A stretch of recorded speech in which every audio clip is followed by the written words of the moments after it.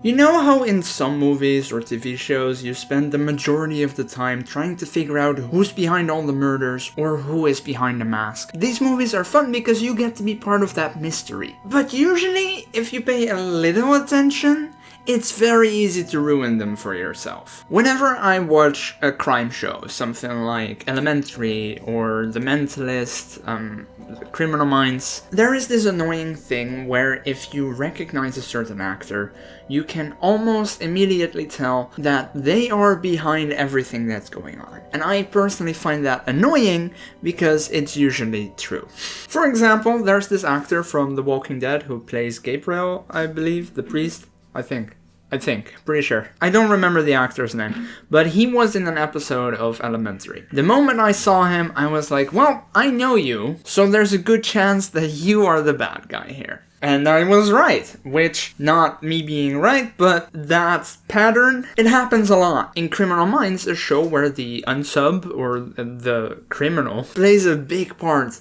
in the story and is often revealed very early on. This also happens from time to time. You know the guy from Malcolm in the Middle who plays Malcolm? The famous actor, also racer? He appears in an episode of Criminal Minds. The whole story of that episode is about him struggling with something while the BAU is trying to investigate some murders. And we keep following him, and obviously you're gonna think he's got something to do with it. But very early on, I was already like, oh, I know this guy, so he's gotta be the bad guy. Obviously, there's also the whole pattern of how Criminal Minds episodes work, so when you see a character that is not part of the BAU, you already immediately know, oh, they gotta be the criminal or they're the victim. And since he wasn't the victim, he was most likely going to be the bad guy. That's how that works. And thus, that further shows that if you recognize an actor in something with a mystery, they are most likely involved. In movies, however, I feel like this is usually different, right? Mostly because they do not have to follow that same structure, that same formula that shows often do.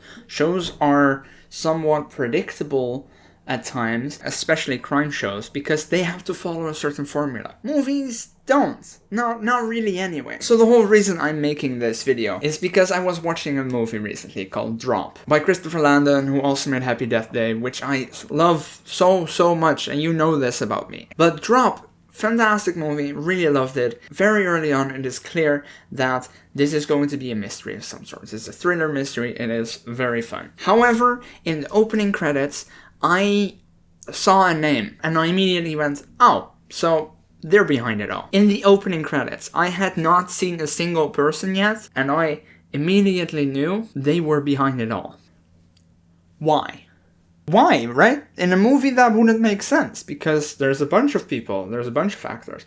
Well, it was the only name I recognized, and overall I am pretty good with names, actors' names. Pretty good. Not perfect, but pretty good. So I was like, well, they're a pretty popular actor, so it's gotta be them, right? Oh, how happy I was that I was wrong.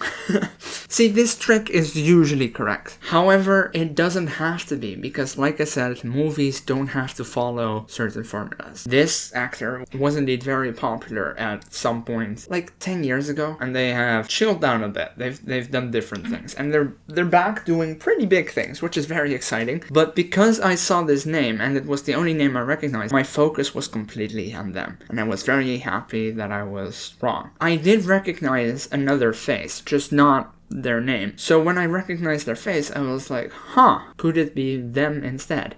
And they ended up being the bad guy. So I guess in a way it still worked. It still is a valid strategy. However, I bamboozled myself, which is pretty fun. I do think overall that movies are better at avoiding this whole strategy or this problem, if you will. For example, the movie Knives Out is brilliant because they just decided, you know what, we're gonna have a massive cast of really popular people, really big actors, people will never know. It's gotta be one of them anyway. And I guess that helps, right? That makes this whole problem so much better, because who could be the bad guy if all of them are really popular actors? That gets rid of that problem at least, and then there's other ways to obviously figure out who's behind it all, but we're just talking about this specific thing, about recognizability. I just really enjoy it when movies take that chance to play with expectations more, rather than following these tropes, right? These obvious tropes, where, oh, you recognize this person, so they gotta be it. Because it makes sense.